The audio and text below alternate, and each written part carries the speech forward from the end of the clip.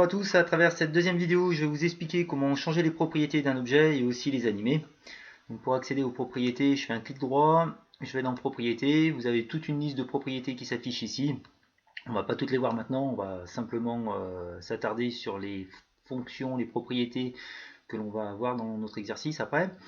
Donc première propriété, c'est la propriété alpha. Donc alpha, en fait, la valeur varie entre 0 et 1. Donc vous voyez là, j'ai un petit smiley. Si je mets à 1, il apparaît complètement. Si je mets à 0, celui-ci disparaît. Je peux mettre aussi une valeur, voilà, 0,5 et il est à moitié transparent. Vous pouvez voir derrière là, le smiley, on voit apparaître l'herbe verte. Alors bien penser déjà à sélectionner l'élément sur lequel on veut appliquer la propriété. Et puis aussi de bien mettre des virgules ici. Sinon ça ne fonctionne pas. Vous pouvez aussi déplacer si vous voulez directement la barre qui est là de défilement pour voir apparaître la transparence. Je vais remettre à 1. Deux fonctions, la hauteur de recadrage qui est ici. Alors la hauteur de recadrage, en fait, elle va permettre de découper une image. Donc par exemple, on a la campagne qui est ici, donc on peut la découper soit simplement sur la largeur, ou soit on peut la découper sur la hauteur pour garder l'image que l'on veut. Donc la largeur, si on met 1, eh ben, elle est gardée en entière. Si on met 0, l'image est complètement enlevée. Donc je fais un essai avec 0,5 sur la largeur. Donc ça me découpe que la moitié. Si je mets 0,25, ça va me conserver qu'un quart de l'image. Même principe avec la hauteur. Si je mets 0,25, ça me garde qu'un quart de l'image sur la hauteur. Je repositionne à 1. Et je remets mon smile.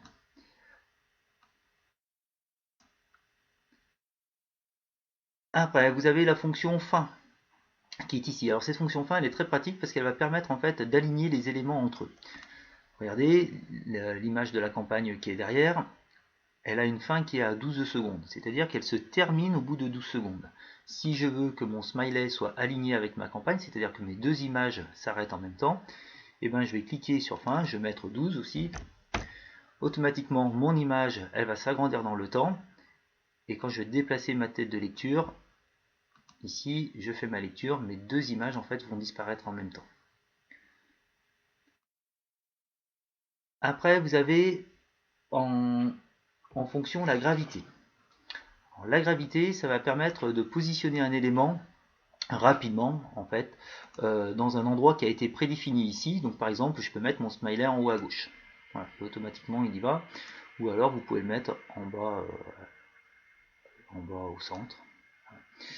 Donc ça le permet, c'est déjà prédéfini. Après, si vous voulez être un peu plus précis dans votre placement, je vais le remettre au centre. Vous avez ici emplacement X et emplacement Y. Donc emplacement X, on va jouer sur l'axe des abscisses, donc l'axe horizontal. Emplacement Y, on va jouer sur la hauteur, sur l'axe vertical, l'axe des ordonnées. Alors cette fonction, emplacement X et emplacement Y, elle est directement liée au profil que l'on a choisi au départ de notre projet. Le profil, en fait, c'est ce qui va déterminer la qualité de notre vidéo et aussi sa dimension. Ici, vous voyez, on a une taille qui fait 1280 par 720. Ça signifie qu'on a 1280 pixels, petits points, qui vont composer la largeur de notre image, et on a 720 pixels sur la hauteur, pareil, qui est ici. On a FPS 30, c'est 30 images par seconde. Donc quand on va ici mettre un emplacement, on va mettre 1, et bien notre objet, en fait, va se déplacer de toute la largeur qu'on a définie dans le profil, donc c'est-à-dire de 1280 pixels. Donc 1280 pixels, notre image elle va se décaler complètement et va sortir de l'écran. Je vais vous montrer ici pour être un peu plus explicite. Donc on a le petit carré jaune qui est là. On veut ce carré jaune donc le déplacer simplement d'un quart sur la largeur. Donc je vais emplacement X et ici je vais mettre 0,25. Je mets bien une virgule et pas un point. Voilà. Donc ça m'a déplacé 0,25 c'est 25%, donc c'est un quart de l'image. Si je voulais, là ça me le déplace sur la droite, si je voulais le déplacer vers la gauche, je mets moins 0,25.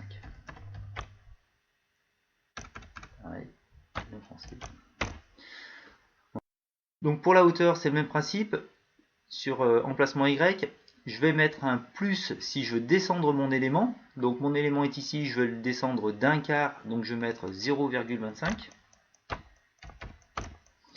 Si je veux le remonter jusqu'à ce point-là, et ben je vais le faire déplacer de moins 0,25 par rapport donc à sa position d'origine. Alors, autre propriété, l'échelle. Alors l'échelle c'est ici. Donc quand on insère un élément, je vais insérer le smiley ici, je déplace ma tête de lecture pour le voir.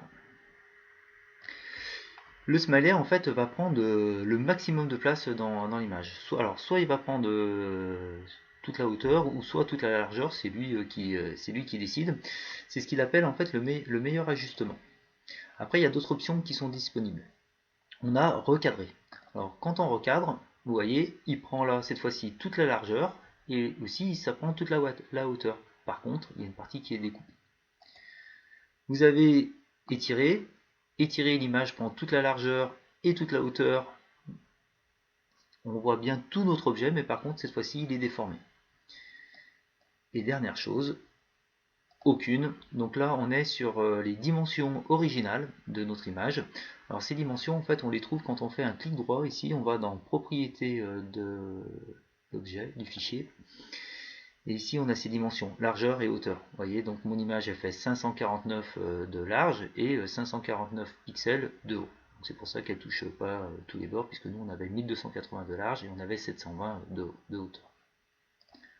Alors on peut régler comme on veut en fait les dimensions de l'objet, avec l'échelle qui est ici, échelle sur X, donc sur la largeur, et échelle sur Y. Donc les valeurs elles vont de 0 à l'infini. Donc si on est entre 0 et 1, et ben, on va diminuer notre objet, et au-delà de 1, on va l'agrandir. Donc si on met 2, sur X, simplement, on agrandit simplement sur la largeur. Si on veut garder les proportions, on met 2 et 2 sur X et sur Y. Après, si on veut diminuer de moitié notre image originale, donc on met 0,5. Pareil pour la hauteur. Et au moins nos proportions, elles sont gardées. Alors, tout ce que je vous ai expliqué jusqu'à présent là sur les fonctions, ça permet de modifier les images, ça modifie l'aspect, ça modifie la position, mais pour l'instant on n'a pas encore créé d'animation. Nos objets ne sont pas animés. Donc c'est ce qu'on va faire maintenant. Je vais redéplacer ma timeline, ma tête de lecture au départ. Alors, je vois pas mon smiley parce que tout à l'heure on l'avait mis tout à droite. Donc je remets 0 pour lui faire retrouver sa position d'origine. Donc imaginons on veut que notre smiley qui est ici devienne transparent à peu près à la moitié de la vidéo. Donc je me mets au niveau, je sais pas, à partir de vers 5 secondes. Voilà. Alors pour déplacer précisément la tête de lecture, j'utilise les touches du clavier. Voilà, on est beaucoup plus précis. Donc je me mets à peu près à 5. Et là, ma transparence, et ben, au lieu qu'elle soit à 1, et ben, je vais la mettre à 0,5. Si je redéplace ma tête de lecture au départ, vous voyez, je fais lecture, et progressivement, en fait, mon smiley va devenir transparent jusqu'à mes 5 secondes, et après, de 5 secondes à mes 12 secondes, la transparence, elle reste constante. Donc entre ma première image clé, vous imaginez ici au départ de votre projet, vous avez une image clé qui est à 1, on en a mis une deuxième, ici, qui est représentée en fait par un petit trait vert vertical, et la progression, elle se fait de façon linéaire, c'est-à-dire progressive. Vous voyez ici, quand je clique dessus, c'est marqué linéaire. J'ai plusieurs options. Je peux aussi indiquer qu'elle soit constante. Si je clique constante, si je replace au départ, en fait mon 1, donc ma valeur, elle va rester constante jusqu'à ma deuxième image clé. Vous voyez, ma valeur ne bouge pas.